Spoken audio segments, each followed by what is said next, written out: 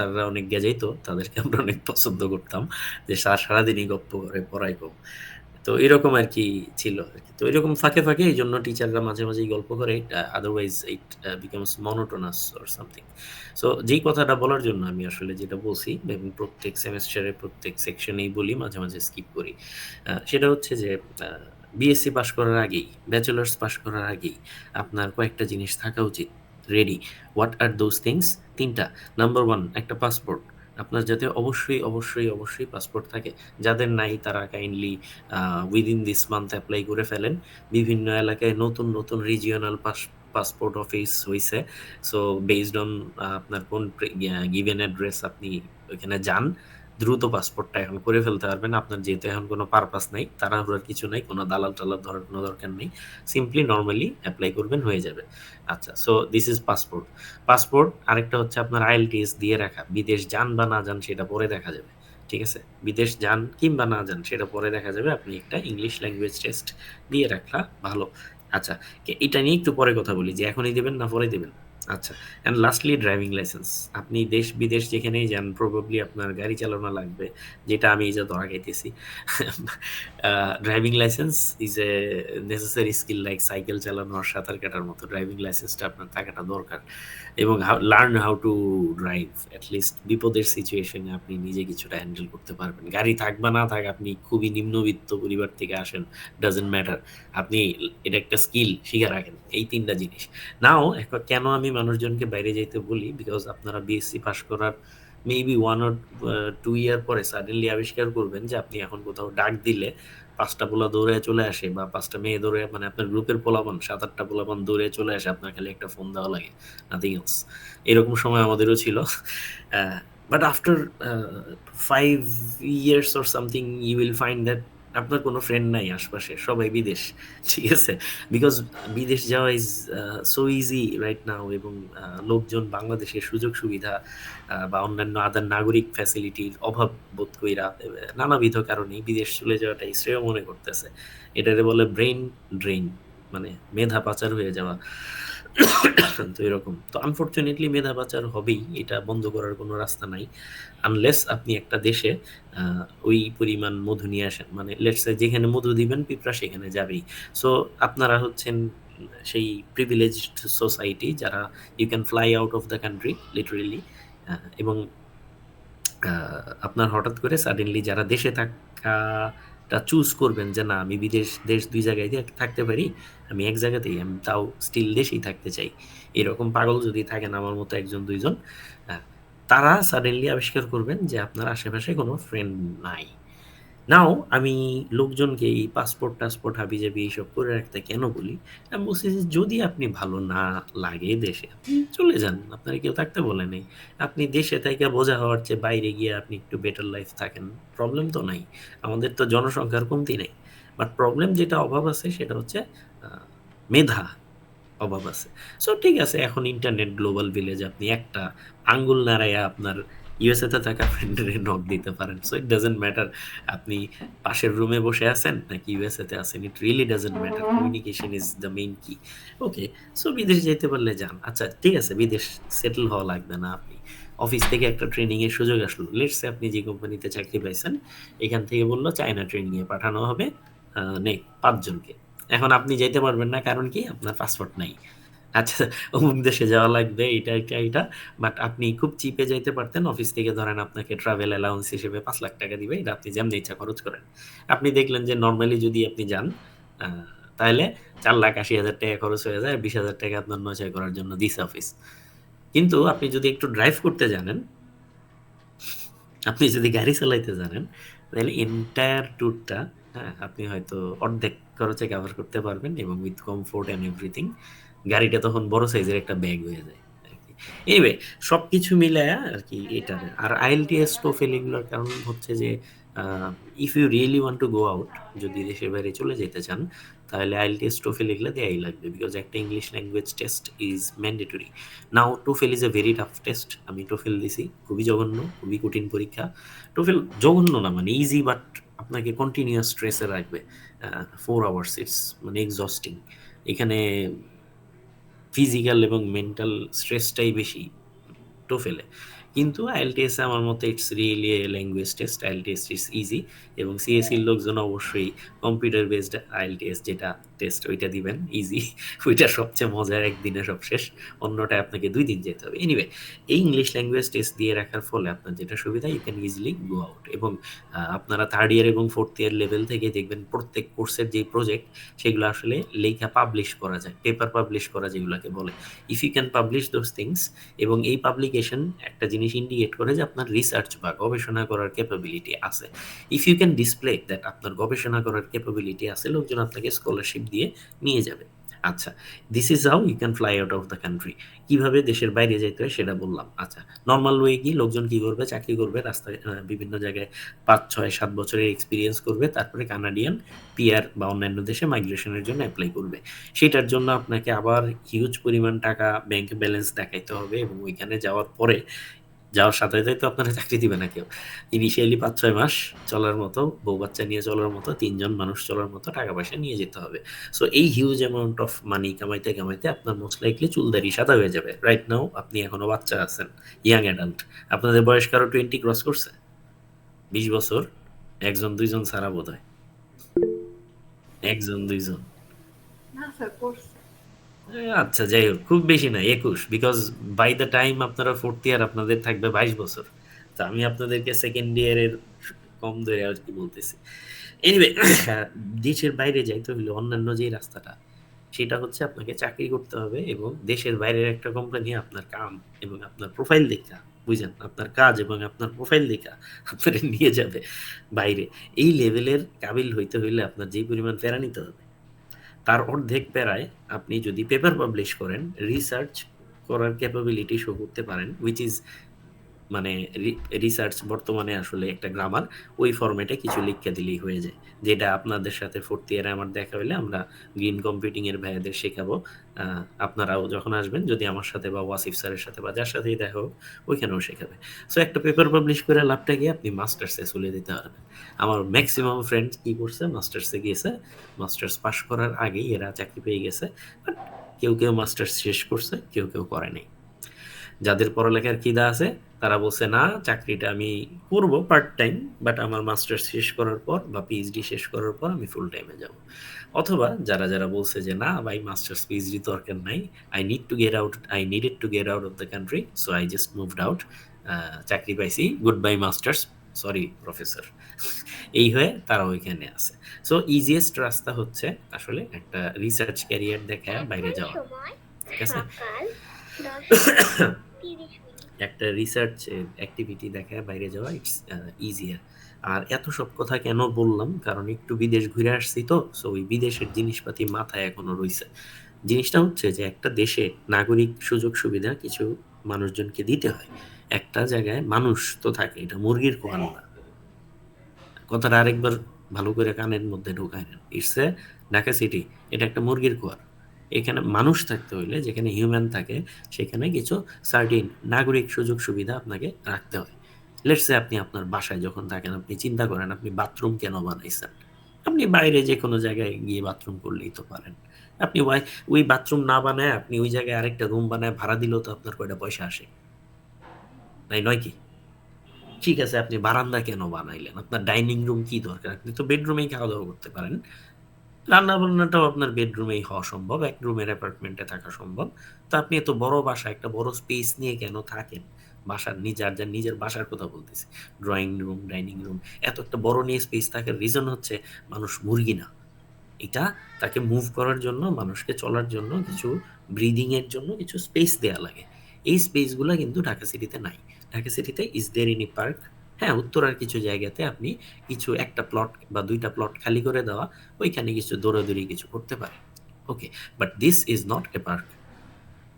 বাংলাদেশে কি নাই সেটা জানতে হইলে অন্তত ১ সপ্তাহ বিদেশ গিয়ে থাইকা দেখে আসেন যে what are the things you do not have. আমরা যে বলি যে বাংলাদেশে we are very happy, we shouldn't B.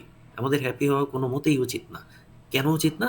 Because আমাদের দেশে নাগরিক সুযোগ সুবিধা কোনো কিছুই নাই। লেটস সে আপনার এখন অসুখ হইছে।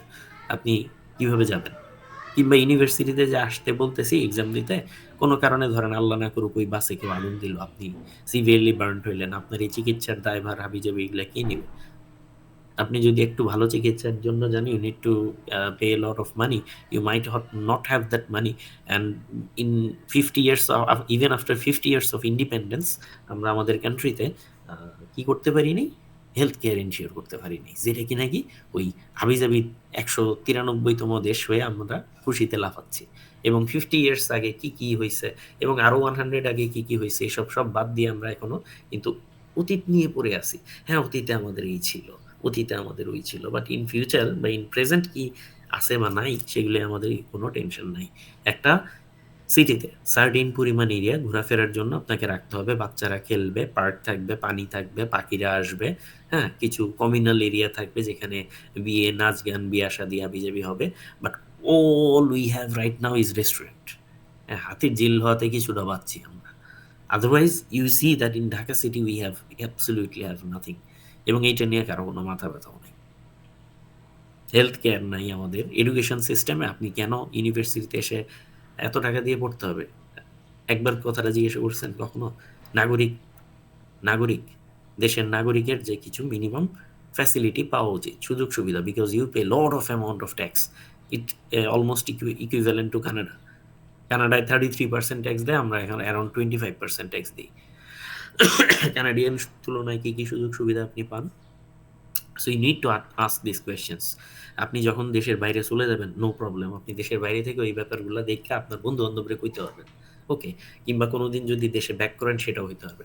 লাস্টলি গ্যাজানি শেষ করে আরেকটা জিনিস দিয়ে, যখন বিদেশে আপনি মাস্টার্স বা পিএইচডি বা যে কারণে আপনি যাবেন, বিকালবেলা আমার ফ্রেন্ড যতগুলোই থাকে, একটা সিডনিতে থাকে, একটা স্টকহোমে, তো আমি নিজেই থাকছি, ব্রিসবেনেও আমি ছিলাম। আহ, আর বলছে, বন্ধু 5টার সময় যখন ভার্সিটির ছুটি হয়, বাসে টাসে উঠলে মনে হয় চায়না টাউনে আছি, লিটল চায়না, লিটল বেইজিং এ আছি। কেন? কারণ এত পরিমাণ চাইনিজ লোক আশেপাশে, দুনিয়ার এমন কোনো চিপা চাপা নাই যে আর চাইনিজ নাই।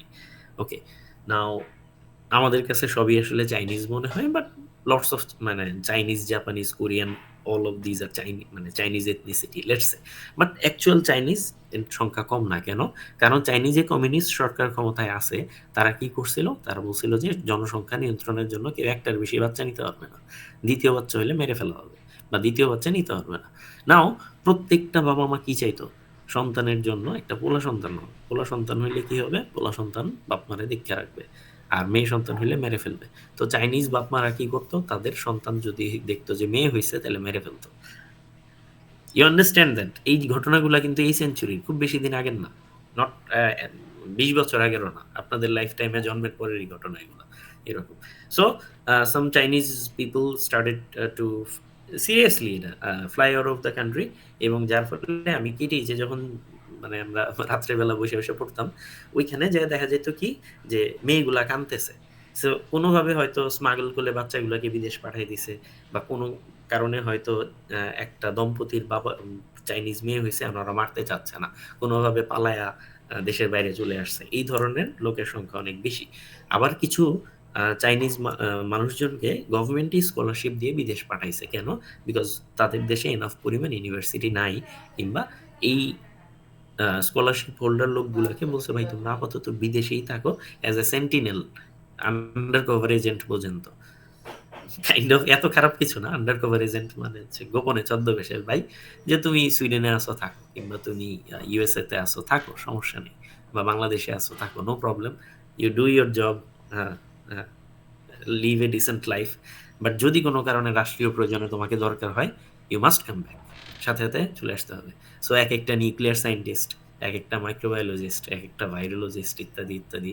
সো বায়োলজিক্যাল ওয়েপন তো বুঝেন চায়না কি পরিমাণ, কোভিড ভ্যাকসিন যে মানব সৃষ্ট এবং চায়নার দ্বারা তৈরি, এটা আমি আস্তে আস্তে আরো বেশি বিশ্বাস করা শুরু করছি। আমি তো শুরুতে এগুলা যারা বলতো আমি বলতাম পাগল, এখন আমি নিজেই বিশ্বাস করা শুরু করছি এই ব্যাপারগুলো। Anyway, so lots of Chinese people are there. আমি এই কথাটা কেন বললাম? চাইনিজ লোকজন যে স্ট্র্যাটেজিটা নিছে, যে ওদের দেশের মানুষজন জনসংখ্যাকে রিসোর্স মনে করে, যে এগুলা বাধা না, এগুলা বোঝা না, আমি এগুলারে দেশ বিদেশে বিভিন্ন জায়গায় আমার এজেন্ট বানায় পাঠিয়ে দিই। আমরা কি চিনি? আমরা চিনি কামলা বানায় মিডল ইস্টে পাঠানো। কেন? এবং ব্রেইন ড্রেইন যেহেতু আমি বন্ধ করতে পারতেছি না, আমাকে এটার মধ্যে অ্যাডভান্টেজ নিতে হবে। একটা কথা মাথায় রেখেন, যখনই লাইফে আপনার চাইতে বড় কিছু আসবে, সাগরে ধরেন আছেন আপনি দাঁড়ায়া, বিশাল বড় একটা ঢেউ আসছে, যেটা আপনার চেয়ে অনেক বড়, 10 ফুট বড়। আপনি সাঁতার কাটার চেষ্টা না করে বা বেঁচে থাকার চেষ্টা না করে আপনি সার্ফিং যদি বোঝেন, you start to ride the wave. যদি সার্ফিং করা সম্ভব হয়, ওয়েভে রাইড করা শুরু করেন। লেটস এই টাইপের একটা অ্যানালজি বুঝাইতে চাচ্ছি, যে দেশের বাইরে লোকজন যাবেই, আপনি এটা কোনোভাবে থামাইতে পারবেন না। বা রাতারাতি বাংলাদেশে ওই বা অ্যাটলিস্ট ঢাকা সিটিতে নাগরিক ওই সব সুযোগ সুবিধা নিয়ে আসতে পারবেন না। ইটস নট পসিবল, বিকজ বাংলাদেশের ঢাকা সিটির অ্যাটলিস্ট মানুষজনের মেন্টালিটি হচ্ছে ওই যে বললাম, টয়লেটের জায়গায় বেডরুম বানায় ভাড়া দেওয়া। একটু ফাঁকা জায়গা যদি থাকে, ইউসি আফতাবনগর কিছুদিন পরে কি হয়, একটু ফাঁকা জায়গা যদি থাকে, ইটস এ রিসোর্স, ওইখানে একটা বিল্ডিং বানায় ভাড়া দিলেও 2টা পয়সা আসে। এই টাইপের হচ্ছে মেন্টালিটি বাংলাদেশের ঢাকা সিটির ল্যান্ড ওনারদের অনেকেরই। সো কালেকটিভ মেন্টালিটি যদি এরকম হয়, আপনি রাতারাতি সিটি আপগ্রেড করতে পারবেন না, যে হিউজ পরিমাণ স্পেস চাইরা দিয়া এটা পার্কের জন্য দেন, বলি আল্লাহ পার্ক বানাইলে কত পয়সা আসবে, আর এখানে শপিং মল বানাইলে কত পয়সা আসবে, let's make 2 shopping malls instead of A park. So এই বাংলাদেশে এত সহজে চেঞ্জ হবে না। সো আপনার বন্ধুরাও চলে যাবে বিদেশে থাকবে হোয়াটসঅ্যাভার। বাট কেউ কেউ যদি দেশে না থাকে, আলটিমেটলি এই দেশ কোনোদিন উন্নত হবে না। আলটিমেটলি আমি হচ্ছে হোপলেসলি অপটিমিস্টিক। আমি জানি যে এখানে কোনো কিছু নাই, বাট স্টিল আপনি লুডো খেলতে গেলে চিন্তা করেন, 6 পড়া সবচেয়ে গুড থিং, 1 পড়া সবচেয়ে ব্যাড থিং, রাইট? স্ট্যাটিস্টিক্স, আপনারা তো সিএসসি ইঞ্জিনিয়ার হচ্ছেন, বুঝেন। 1 পড়া ইজ এ ব্যাড থিং, 6 পড়া ইজ এ গুড থিং। নাও এখন কন্টিনিউয়াসলি 6 পড়ে যাওয়া যেমন ইমপ্রবাবল, যে তার 4টা মারছে 4টায় 6 পড়ছে, এরকম হতে পারে না। আবার সবগুলাই খারাপ হয়ে যায়, কন্টিনিউয়াসলি 1 পড়ে যাওয়া, 4টা মারছে 4টেই তার 1 পড়ছে, এটাও ইমপ্রবাবল, এটাও হইতে পারে না। এটাও খুবই লেস ইমপ্রবাবল, মানে ভেরি লেস প্রবাবিলিটি, এটা হইতে পারে না। হয়তো তার মাঝখানে 2-3 পড়বে হোয়াটসঅ্যাপ। বাংলাদেশ কন্টিনিউয়াসলি কিন্তু খারাপের দিকে, 1-1-1 পড়েই যাচ্ছে, সব দিক থেকে খারাপ, সব দিক থেকে খারাপ। কোন ইন্ডেক্সে আপনি 193টা দেশের মধ্যে 190-এর উপরে আছে বলেন তো? কোন ইন্ডেক্স হ্যাপি, মানে আদার দেন পাগলামি, হ্যাপিনেস, এসব উইয়ার্ড ইন্ডেক্স বাদ দিয়া, ইকোনমিক ফ্যাক্টর বলেন, ইনোভেশন বলেন, লিভেবিলিটি ইন্ডেক্স বলেন, মানুষজনের মেধা বলেন, ইউনিভার্সিটির র্যাঙ্কিং বলেন, ফুড কোয়ালিটি বলেন, এয়ার কোয়ালিটি বলেন, আর কয়টা কোন ইন্ডেক্সে আপনি নিচ দিক থেকে 193টা দেশ যদি ধরে থাকি 190-এর উপরে আছে? তো ওয়ার্ল্ডের লাস্টের 3টা দেশের মধ্যে থেকে আমাদের এত প্রাউড হওয়ার কিছু নাই, এবং লোকজন পালাবেই। বাট স্টিল সবগুলো যদি 1-1-1-1-1-1 পড়ে যাইতেই থাকে, এটা statistically improbable in the grand scale of things. আপনার আমার জীবদ্দশায় হতে হবে না, but someday it will be changed. এটা কোনোদিনও এই ধরনের, আমি বলবো মাত্র নেয়, দ্যাট মিনস জোর যার মূল্য তার, এটা চলতে পারে না। সো যাই হোক, এইসব কারণে আর কি বললাম যে পারলে 6 দিন, 5 দিন, বা একটা ট্রেনিং প্রোগ্রামের জন্য 15 দিন, 1 মাস, 6 মাস, বা একটা মাস্টার্সই করে আসেন না, 1 বছর 2 বছরের কইরা অ্যাটলিস্ট বিদেশের লাইফটা দেখে আসেন, যে বাংলাদেশে কি কি জিনিস নাই। আপনি সেটেল হইতে না চাইলে না হইলেন, সমস্যা তো নাই, বাট বিদেশে কি কি জিনিস নাই, আপনি আছে, বাংলাদেশে যেই জিনিসটা নাই কিন্তু থাকার কথা ছিল, নানান কারণে আমরা পাই নাই, এই জিনিসটা জানার জন্য হইলো কিছুদিনের জন্য বিদেশ থেকে আসেন। This is the bottom line. এবং বিএসসি পাস করার আগে আপনার 3টা জিনিস থাকা দরকার। Number 1 passport, number 2 driving licence, and যেহেতু এখন আইএলটিএস এর মেয়াদটা 1 বছর করে দিছে, সো আইএলটিএস এর প্রিপারেশনটা নিয়ে রাখেন, যাতে ইউনিভার্সিটি পাস করার সাথে সাথেই দিয়ে দিতে পারেন। IELTS is a very easy exam, খালি প্র্যাকটিস। এই আর কি, গেজানো শেষ, আমরা পড়ালেখায় ঢুকি। আচ্ছা, প্র্যাকটিস এটা বলছিলেন না, এটার কথা? জি স্যার। ওকে, সরি, বিরক্তি উৎপাদন করে থাকলে দুঃখিত, আমরা পড়ালেখায় ফেরত যাই।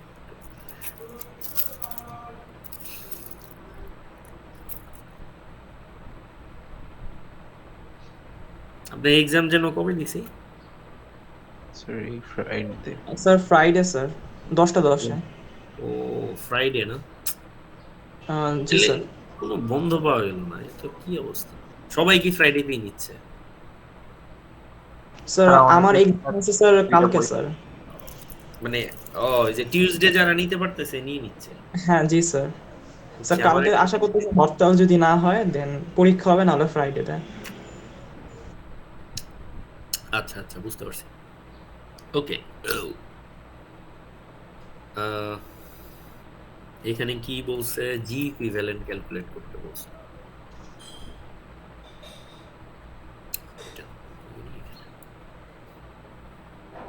আচ্ছা, সো জি ইকুইভ্যালেন্ট করার জন্য এটার দুইটা অ্যাপ্রোচে করতে পারেন। আপনি যদি সিমেন্সের খেলাটা বুঝে থাকেন, তাহলে আপনি জানেন যে সিমেন্সে যদি থাকে তাইলে প্যারালাল থাকলে যোগ হয়।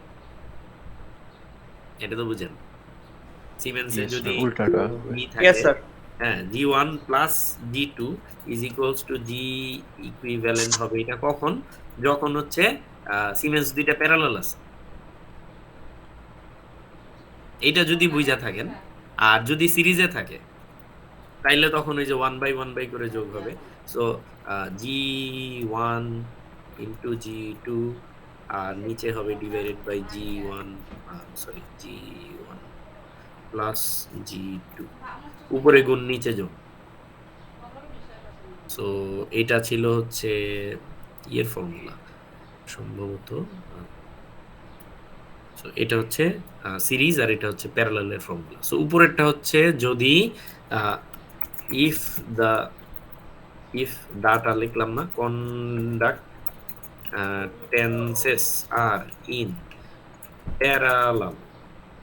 কন্ডাক্টেন্স যদি প্যারালালে থাকে তাইলে কি করা যাবে? দুইটাকে যোগ করে ফেলা যাবে সরাসরি, কন্ডাক্টেন্স যদি প্যারালালে থাকে। আর যদি কন্ডাক্টেন্স গুলো যদি সিরিজে থাকে তাহলে কিছু করার নেই, 1/1 করে যোগ করতে হবে। সো এখানে দুইটা থাকলে এরকম, বাট অ্যাকচুয়াল ফর্মুলা ইজ এরকম আর কি, যে 1/G1। কেমনে লিখবো, বানান করে লেখাটা খুব ডিফিকাল্ট। আছে, আমি আগে প্লেস হোল্ডার গুলো লিখে দিই। আচ্ছা, লেখার দরকার কিন্তু বইতেই আছে। Let's go back and show you the formula. কোন ভাবে আপনি আসলে করতে চাবেন তার উপর ডিপেন্ড করবে। সো হিয়ার, সো এইভাবে এই ফর্মুলাটা 1/1 করে আসবে যদি আপনি, স্ক্রিন কি দেখা যাচ্ছে? Yes, sir. দেখা যাচ্ছে। আচ্ছা, যদি এইভাবে করেন তাহলে এটা কখন? এটা হচ্ছে সিরিজের জন্য। যদি সিরিজে থাকে তাহলে কন্ডাক্টেন্স গুলো এইভাবে যোগ করা যায়। আর যদি প্যারালাল থাকে তাহলে কন্ডাক্টেন্স গুলা এইভাবে সো G1 G2 ইত্যাদি ডাইরেক্ট যোগ করা যায় এইভাবে। এখন অঙ্কটা যদি আপনি জি যেভাবে আছে ওইভাবেই করতে চান তাহলে আপনাকে দুইটা করে অন্যভাবে করতে হবে। সো আমি একটু ফর্মুলাটা স্ক্রিনে দেখানোর জন্য বই থেকে কপি করে নিয়ে আসি। এটা হচ্ছে, এটা লিখছি which is this one. Sir record হচ্ছে। না, রেকর্ড তো হচ্ছে না, রেকর্ড করতে হবে। করলে ভালো হইতো মনে হয়। আচ্ছা, ঠিক আছে। এটা একটু লিখে নিই, তারপর রেকর্ড করি। ইফ কন্ডাক্টেন্সেস আর ইন সিরিজ, তো যদি সিরিজে থাকে তাহলে 1/1 প্যারালালের মতো, আদারওয়াইজ নর্মালি যেরকম হয় সেরকম। ওকে, রেকর্ড ওবিএস কোথায়?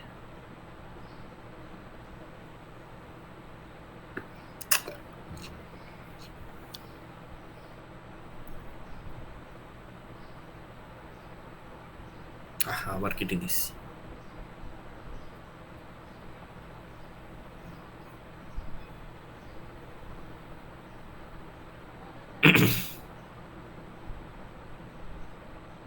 ওকে, রেকর্ডিং শুরু হচ্ছে এখন থেকে। বিসমিল্লাহ।